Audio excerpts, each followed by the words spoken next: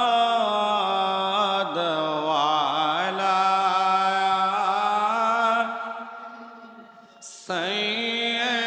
সাইয়্যিদিনা মুহাম্মদ ওয়ালা আলি সাইয়্যিদ মদিনার পাখি যদি আল্লাহ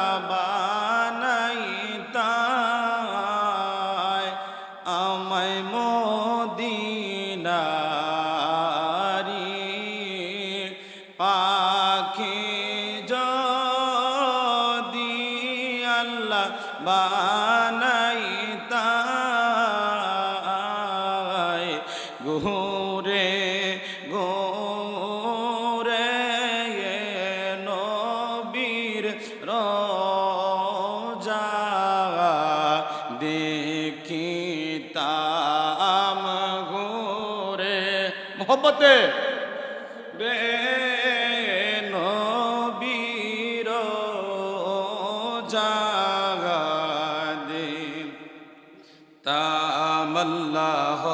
তামাল্লাহুম্মা সাল্লি আলা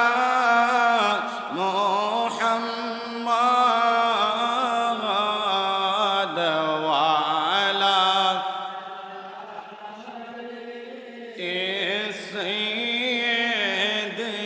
সাইয়্যিদিনা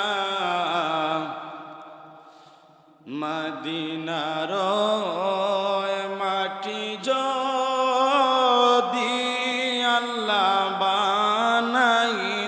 বানাইতায় মদিনার মাটি যদি আল্লাহ বানাইতায় নবীজিকে বুকে লইয়া ঘুমাইতাম নবীজিকে বুকে লইয়া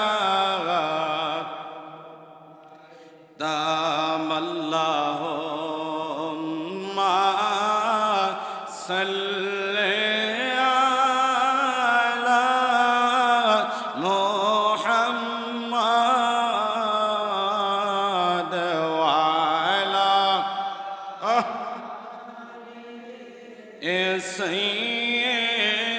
সাইয়্যিদিনা হেলায় হেলায় খাটাইলাম জিন্দেগি আমরা হেলায় হেলায় খাটাইলাম জিন্দেগি সময় তাকতে না করিলাম বন্দেগি সময় তাক না করিলাম বন্দেগি আল্লাহুম্মা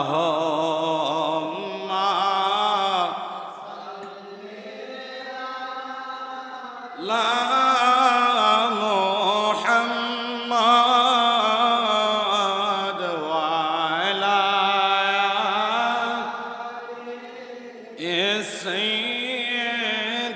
সাইয়্যিদিনা আল্লাহুম্মা সাল্লি ওয়া সাল্লিম ওয়া বারিক আলাইহি লা ইলাহা ইল্লাল্লাহ লা ইলাহা ইল্লাল্লাহ লা ইলাহা ইল্লাল্লাহ নবী আমরার মনের বেদনা, হায় হায় বুঝাইলে কেউ বুঝে না, নবী আমরার মনের বেদনা, হায় হায় বুঝাইলে কেউ আমন রে শুনাইলে কেউ শুনে না, মনে রে শুনাইলে কেউ শুনে না, শুনেন শাহে মদিনা, লা ইলাহা মাশাল্লাহ, লা ইলাহা ইল্লাল। তোমরা নামাজ রোজা চাইরো না, হায়রে মা বাবার খেদমত বুইল না, আমার নবীর দুরুদ সাইরা না, মনের নবীজির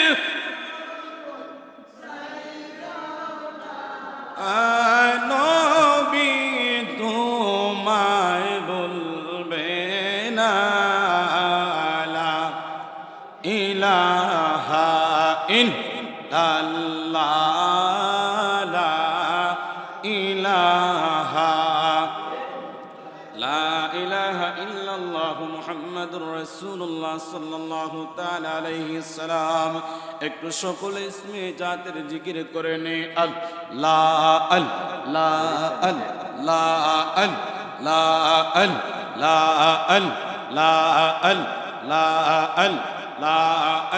আল্লাহ আল্লাহ আল্লাহ।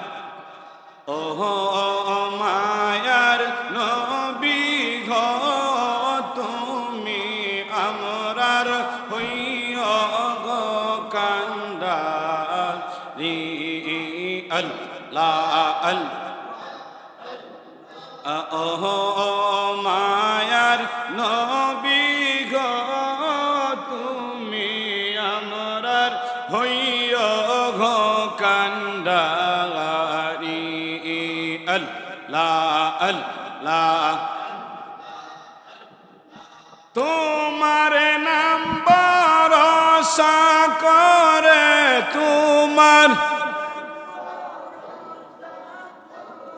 এ অকুলে দিলাম পারি, তুমি আমরার হইয়া গো কান্ডারি,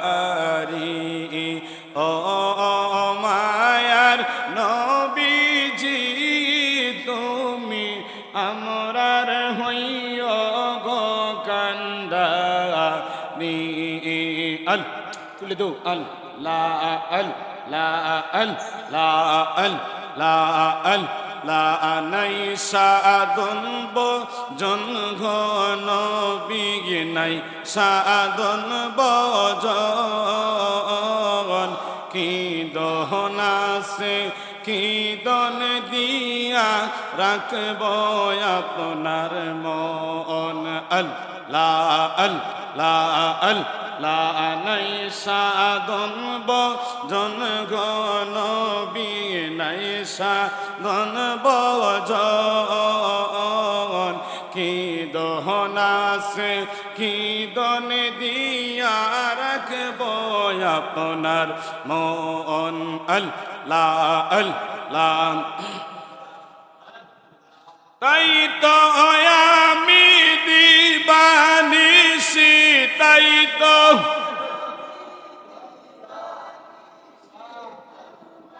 প্রেমের বিকারি, তুমি আমরার হইয়া গো কান্ডারি, ওহ মায়ার নবীজি তুমি আমরার হইয়া গো কান্ডারি, মাশাআল্লাহ আল্লাহ আল্লাহ আল্লাহ আল্লাহ। নবী বিনে দরদ কেউ না রে মুমিন বাগাই রাসূল বিনে দরদি কেউ নাই আল্লাহ আল্লাহ আল্লাহ আল্লাহ আল্লাহ রাসূল বিনে দরদি কেউ না রে মুমিন বাগাই নবীজি বিনে বান্ধব কে হো নাই আল্লাহ আল্লাহ আল্লাহ ভাই বন্ধু আত্মীয় স্বজন স্ত্রী পুত্র ছেলে ঘন সবার চাইতে নবীজি আপন আল্লাহ আল্লাহ আল্লাহ নবীজিকে জানের চাইতে অধিক ভালো না বাসিলে নবীজিকে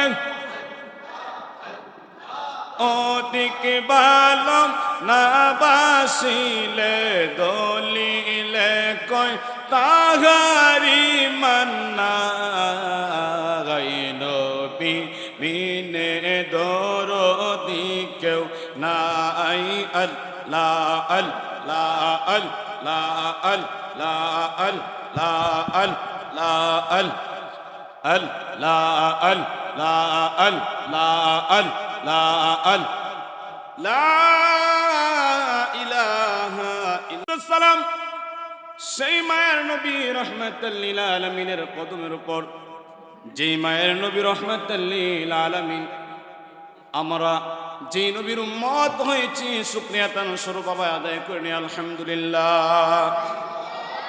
বাবার আমার বন্ধুরা আমার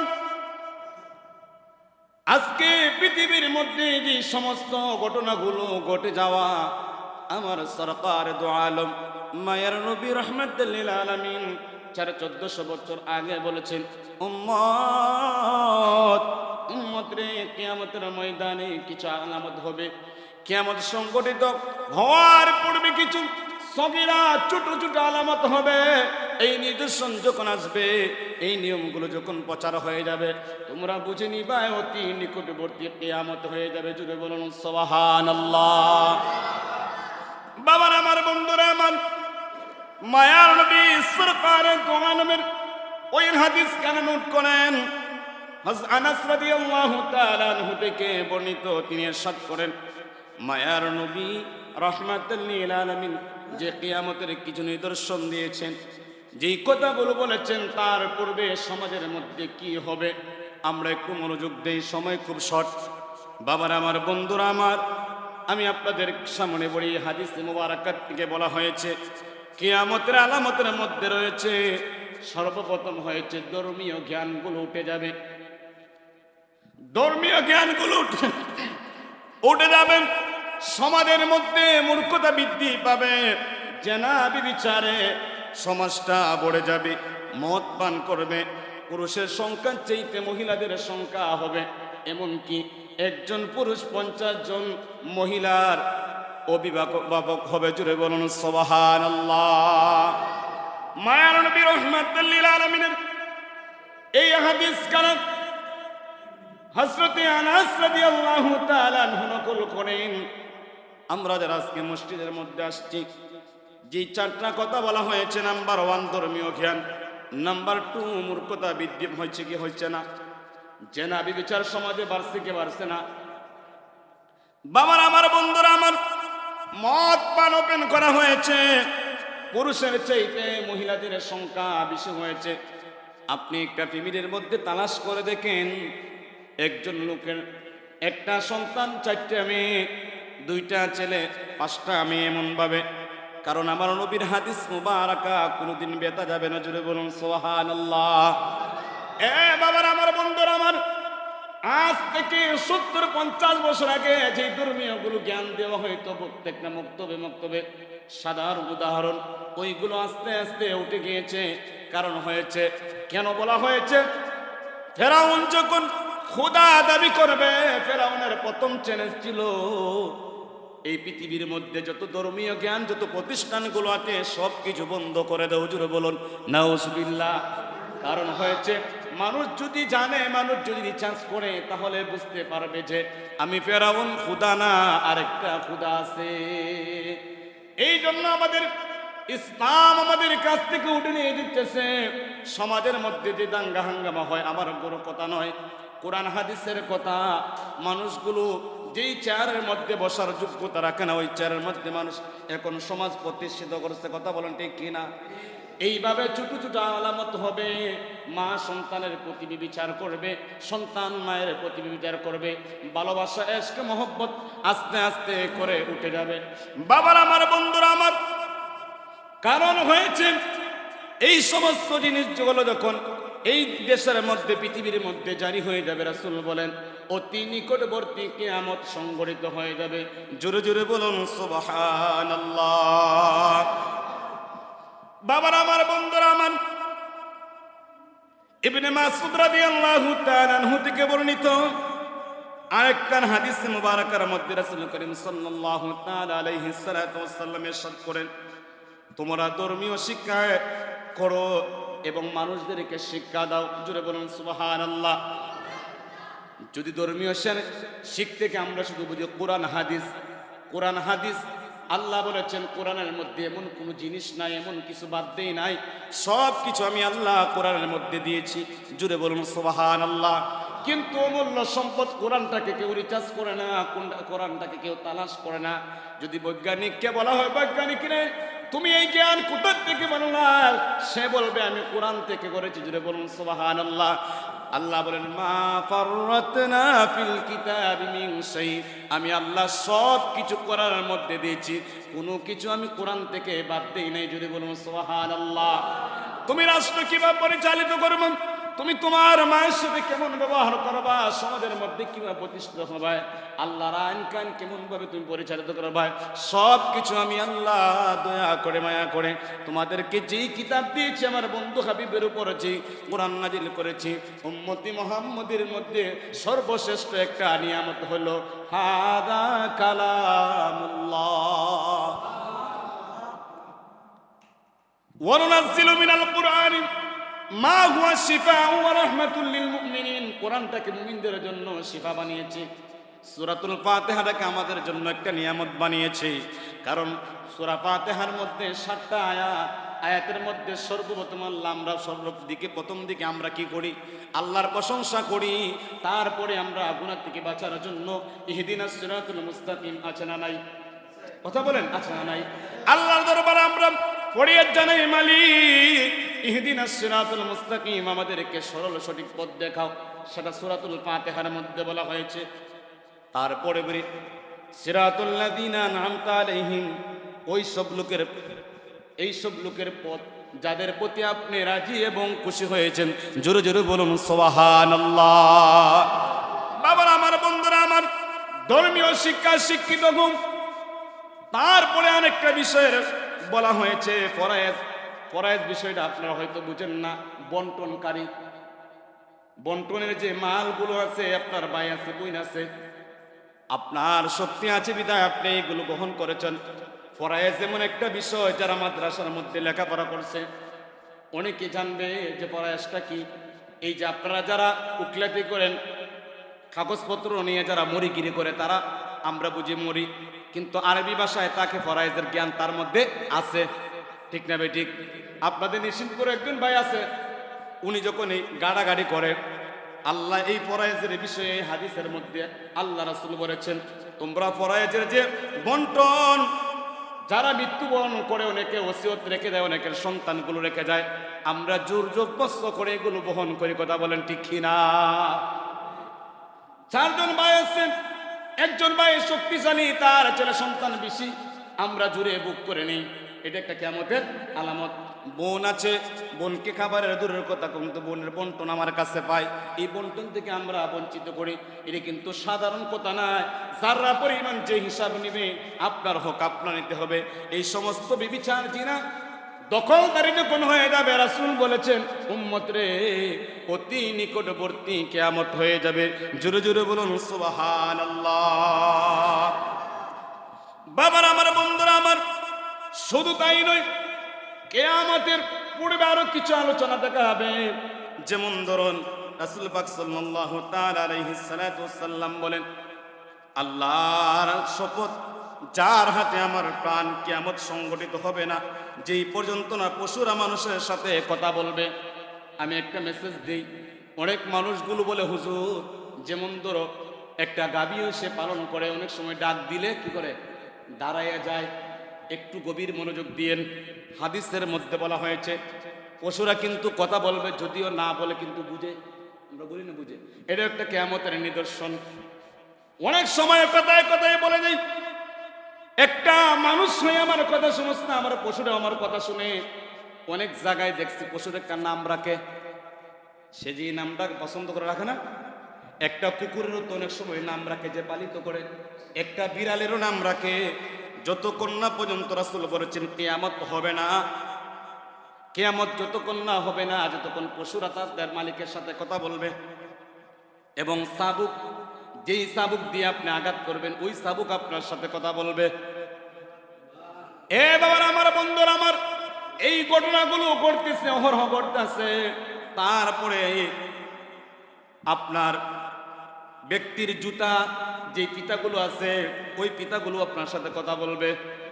তারপরে তার উরু রানগুলো, আপনি যখন মহিলা আপনার বাড়িতে রেখে যান, বিবিকে রেখে যান, অনেক জায়গায় চলে যান, আপনার আমানত একটা জিনিস দিয়ে যান, ওই রানগুলো আপনার সাক্ষী দিবে সে কি ব্যভিচার করেছে। জুড়ে বলুন সুবহানাল্লাহ।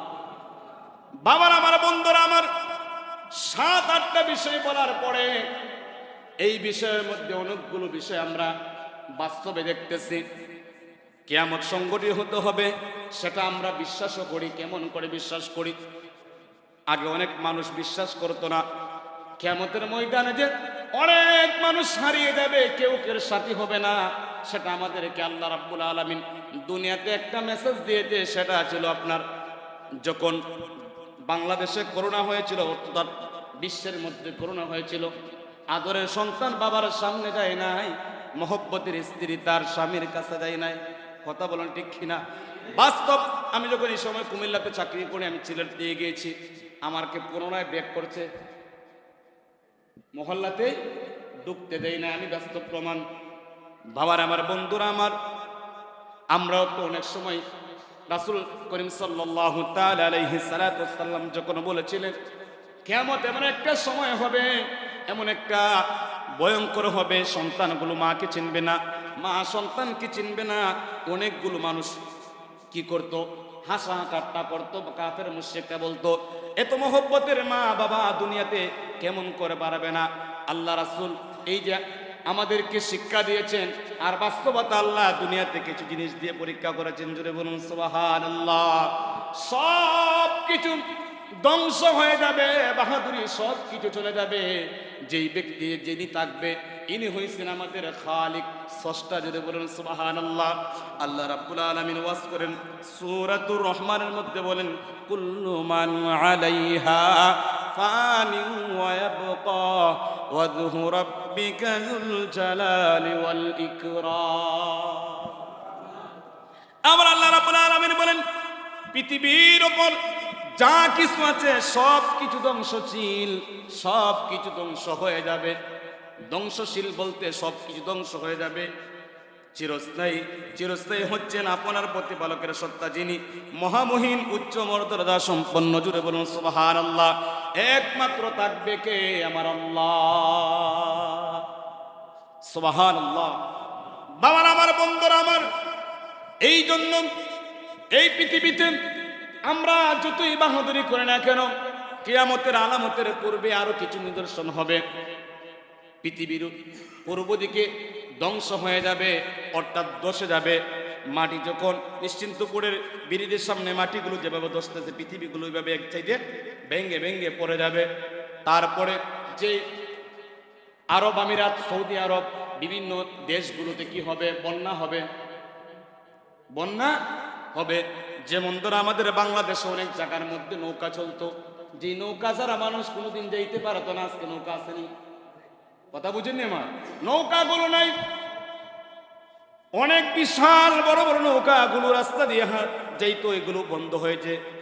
আর সৌদি আরব বৃষ্টি না, এখন সৌদি আরব বৃষ্টি হয়, ওই সৌদি আরবের মধ্যে কি হবে?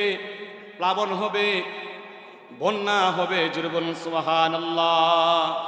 ও মায়ার নবী গো, তুমি প্রেম শিখায়া কাইলা, ও মায়ার নবী গো, তুমি প্রেম শিখায়া। বাবার আমার, বন্ধুরা আমার, এই ভয়ানক দৃশ্যগুলো কিয়ামতের আলামত। কিয়ামত কত কঠিন হবে। আল্লাহর নবীর সাহাবী প্রশ্ন করলে, ইয়া রাসূলুল্লাহ, ইয়া হাবিবাল্লাহ, নবী গো, আমার জীবনে তো কোনোদিন ভালো আমল করতে পারি নাই। ও মায়ের নবী রাহমাতাল লিল আলামিন, আপনাকে আমি কেমন করে পাবো, কোথায় পাবো? মায়ের নবী রাহমাতাল লিল আলামিন বলতেছেন, আরে সাহাবী, ওই দিন সবচাইতে যেই ব্যক্তি পেরেশানি হবে, উম্মতের জন্য যেই ব্যক্তি কাঁদবে, সেই ব্যক্তিরা হয়েছে আমি নবী। জোরে বলুন সুবহানাল্লাহ। মাকামে মাহমুদের মধ্যে আমাকে পাওয়া যাবে, হাউজে কাউসারের পাশে আমাকে পাওয়া যাবে, পুলসেরাতের ময়দানে, পুলসেরাতের পুলের দিকে আমাকে পাওয়া যাবে, হাসরের ময়দানে আমাকে পাওয়া যাবে। আমি বড় পেরেশান থাকবো। আমার উম্মতকে জানি দুজকের মধ্যে পড়ে যায়, আমার উম্মতকে জানি মিজানের পাল্লাটা কি কম হয়ে যায়। আমি বাড়ি করার জন্য চতুর্দিকে দৌড়াদৌড়ি করব।